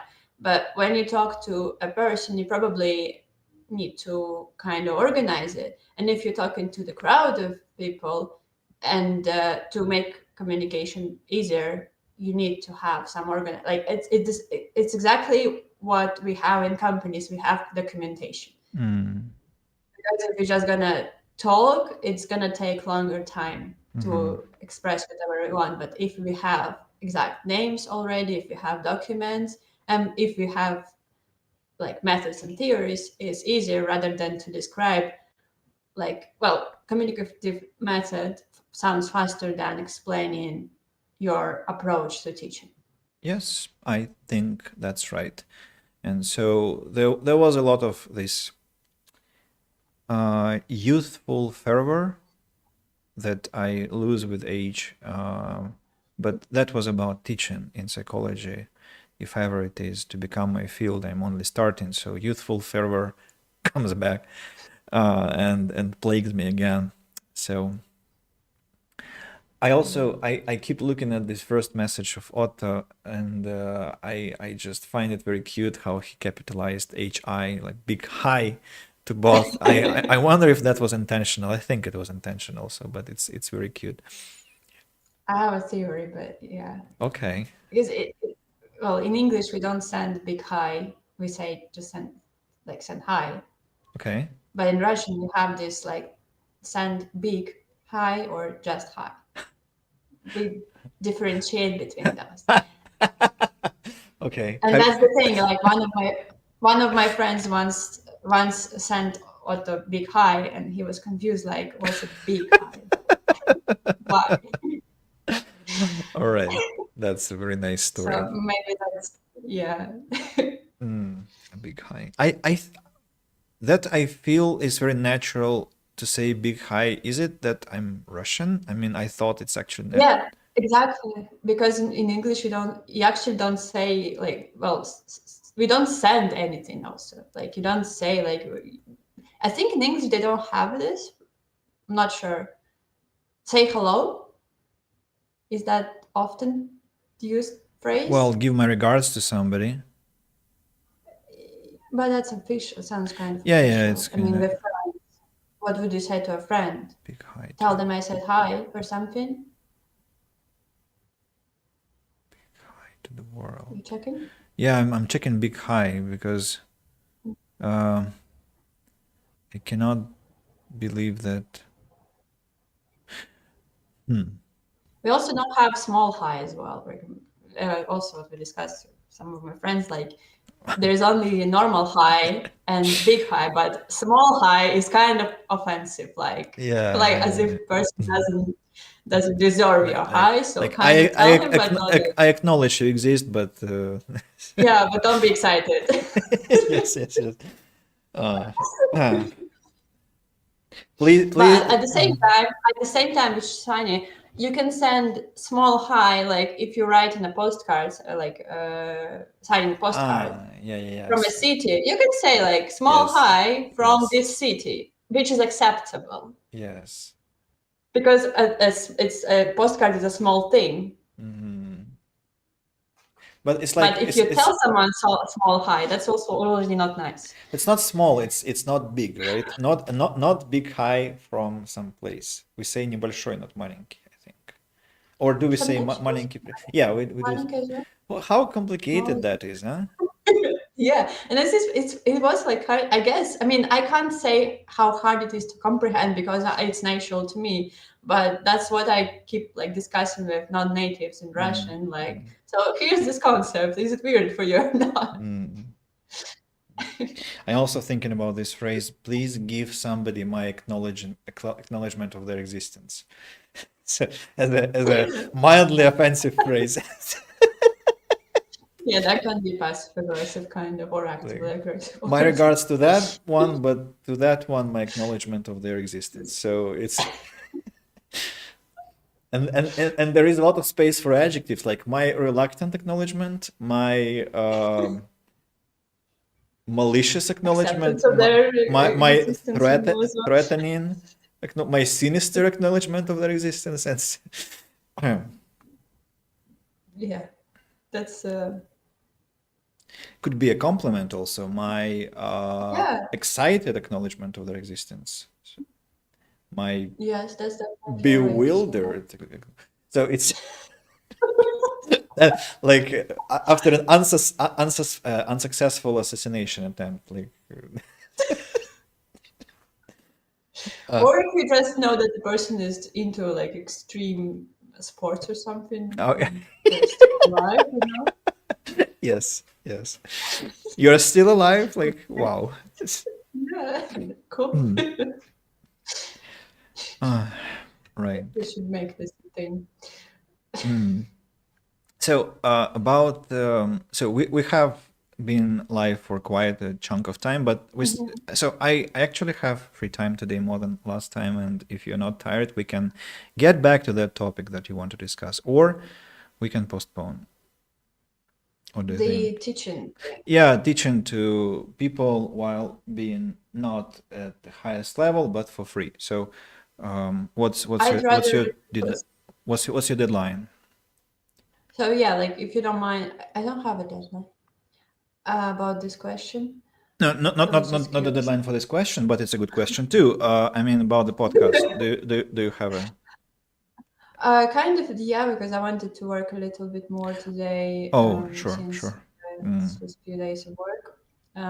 So unfortunately, if you don't mind, would rather postpone it to have a better like, Absolutely. conversation. That gives us a reliable foundation for next conversation. And it's is it all right that we are postponing for the second time? Because I feel kind of guilty about that. Maybe you wanted some quick answer, and I was like, well, no, let's talk about that during the podcast. No, I don't. I didn't need the quick answer. I just wanted to discuss it. Oh, okay, sure. So Then all perfect. good. All good. Now, I mean, our today's conversation was actually, I think, was very profound. What do you feel? Yeah, it was it was quite interesting. I always like to talk about this kind of well, category of organization and mental um, like thinking and stuff, and Mhm. it's it's definitely been fun to discuss. I only hope that it was not confusing to listen to, like without getting into much details about this mind map or something, because me and I we know what we're talking about, and I hope that our listeners understood the idea as well, Mm. listening to us. I hope that was engaging enough to stay longer to understand what we're talking about if that wasn't immediately clear. So, and to me that sounded quite engaging. So I hope it's the same Yeah, for the people. But I wanted to also come back to one more little question. So, do you remember what you wished to yourself for next week? Well, which is this week. I do. Yes, to have a list of stuff I need to do to organize Okay. a little bit my thinking after being sick, to like understand what I need to do. Um, that's the one thing I remember. I guess that Mm-hmm. was my main focus. I haven't really listened to podcasts to like Mm-hmm. remember better. So if I'm not correct or lying to myself, please Mm-hmm. correct me. Um, So but yeah, have you got this list? well, yeah, I got back to like organizing. I got actually was quite productive on the stuff that I wanted to work on, considering like some personal development. And I also, so I have this like thing of drawing little sketch every day, and sometimes it's hard to remember my motivation because, well, it keeps changing Mm. why I want to do things. Sometimes um, it no longer makes sense to do something, um, or it makes sense differently and I lost one sense and I have to find another one to keep continuing doing it, because doing something takes time and I don't want to do something which is pointless. So this like little sketching sometimes gets pointless to me, like it feels pointless, and it's kind of hard to remind myself why it's not pointless, because sometimes I have to come up with new ideas why it's not pointless anymore, which is a little bit frustrating. But I think recent, like a few days ago, I actually enjoyed it. Really, it's. I remember that I like to draw. I also found my old sketchbook, and I remembered that I also love to watch my old sketchbooks to remember stuff. Um, because it's like little stories in them. Yeah, and it's just a good meditation and like working with your mind and analyzing whatever you see. Mhm. So yeah, I am happy that I got back to that routine, drawing. That Yeah. reminds me that I should put a link to your Instagram profile with your paintings under this Oh, YouTube oh, video. I think it should be a good, logical and proper step. Especially, would be nice. I would yeah, appreciate. Yeah. there are a lot of cool artworks there. I think the stories with the old sketchbook will be vanished by the point will have vanished by the point people Yeah, check they it out. already. But maybe you will have an archive of that or something like that. I might have a highlight. Yeah, Mhm. but Highlights, I not mean, archive. Yeah. yeah, Mhm. yeah. Yeah, and I always have sketchbook tours videos on my YouTube channel. Hmm. Should I So leave yeah, that that too? also. Um, if you feel that it's appropriate here, Why not? I I don't mind. mean, so they actually have quite a Um, lot of views, those tours. I remember. Actually, when I get back to that, it was very fun, and well, I hope it was fun for viewers. But I guess yeah, Hmm. some people, because I know some people watch it, and I still love watching others' sketchbooks and Hmm. listen stuff about it. So yeah, so yeah, that's basically how my week was. Not super productive. I also spent time at home a lot. I haven't gotten out much. So I think, well, let's now discuss how our week was, and maybe then again make some promises to each other, to ourselves You for the said next weeks. let's not discuss or let's discuss. Let's discuss first how it's been, and then discuss how we want it to be Hmm. in the future. Well, How do you think I it's think I'll be quite succinct here, laconic, because there is not much to show off besides a couple of things. So, well, maybe one thing. I came back to streaming The Sims 3, which I feel happy about because it was such a terrible situation with streaming. Like, I began Deus Ex Mankind Divided twice, and I finished the stream after 30 minutes to my own dismay and dismay of my viewers because I just couldn't keep myself interested and I didn't have energy for artificial kind of engagement. And so I had to scrap this idea and realized that I hadn't forgotten the narrative of the plot of the game. And so I couldn't even be excited about things around, which is a bad thing for Deus Ex. It's a very, very highly detailed game and world, and everything like is full with books, full of books and kind of scribblings on the walls, and like game designers actually did a fascinating job there. And so it's really bad tribute to ignore things or play with so much disinterest as I had, unfortunately, because again I finished the game just 8 months ago, and I was it's actually a compliment to the game that I wanted to come back, but it's early. It's early to come back there. So The Sims 3, I came back and I'm very happy because I actually already built a whole neighborhood. There are I think 6 lots that I'm hand that I crafted myself, and it's kind of unbelievable that they are all my products, like some, especially some huge sites, and how many sims I created, and this Khrushchevka thing that I built looks like a That's real actually Khrushchevka. Sorry? yes, that's looks wonderful. Like I was watching of some parts of the streams and Yeah, so fascinated by it. and so I got new ideas, and I'm waiting for some other games to be released or kind of get in the next development stage, like those that are in early access. So for me, that was an important step because I had been behind my streaming schedule very much. I mean, my like this the schedule in my head. So that was an improvement. For next week, I need to also improve onto some work-related issues. That is to actually reach out to some companies about my teaching service. I think Mm. this is a good time for that because it's the beginning of March, and I want to make several discussions with people about certain aspects of my work, which I don't want to say publicly, but so just some kind of inner business Mhm. things. And so I think that will be my homework before next stream comes. What about Mhm. you?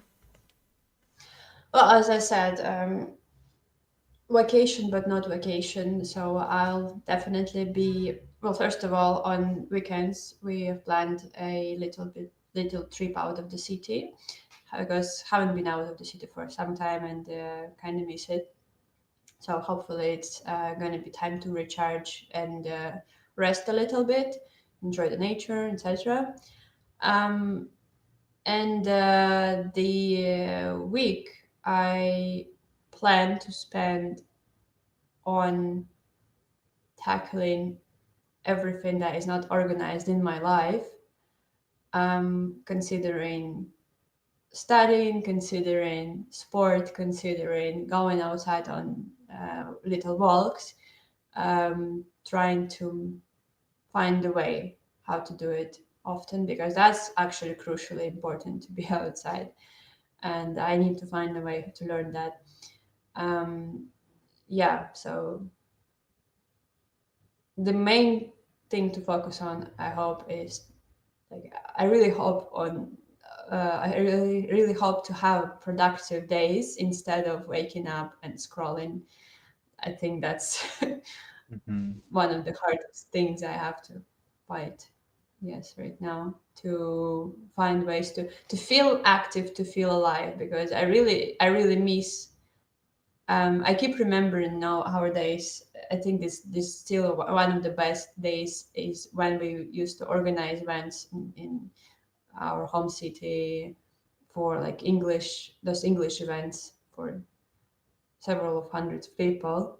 And there's a lot of stuff to do, but it was a lot of communication. It was a lot of active walking around doing stuff Mm. and preparing. And I really miss that about daily routine. I really get annoyed about waking up and sitting down Mhm. and just Mhm. sitting down the whole day, not talking to people. I think that actually kind of starts to be a big problem Remote work gets at you too, as it gets at me.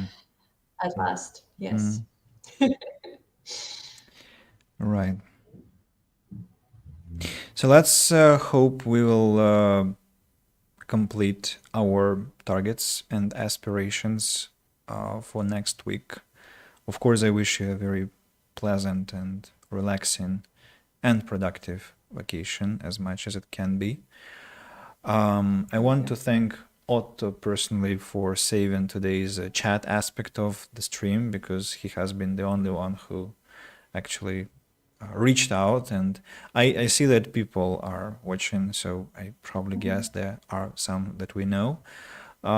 So I want to encourage you to just say hello and then stay silent. It's also fine, because I understand podcasts are for silent listening mostly, but it actually helps a lot. I can say to you that as a streamer, like when you're talking to yourself, despite the fact that I see that number is not one, but like there are more people watching, not just me watching myself, still it creates this awkward silence which makes me unsettled. Like, am I actually streaming for people, or it's just some glitch, or like numbers are false, and so on and so forth. So do drop a message. That actually helps a lot emotionally with maintaining my mood throughout the broadcast. So yeah, but still, thank you for the participation, everyone, for the silent participation as well, and those who will be watching the recording. Hello to you too, I guess, and not I guess, just Yes, hello hello to and you. thank you. Yeah, Hello sorry. and thank you. Yeah, yeah. And we meet next time, next Thursday, next Thursday at the Yes. same time. Autumn. Yeah, I'm glad to hear that was interesting, and well, that's it, I guess. Just in a week's time, we shall meet here and keep Yes, on conversing. definitely. So I'm going Thank you to, for the nice conversation yeah, today. thanks. I'm going to stop the stream now.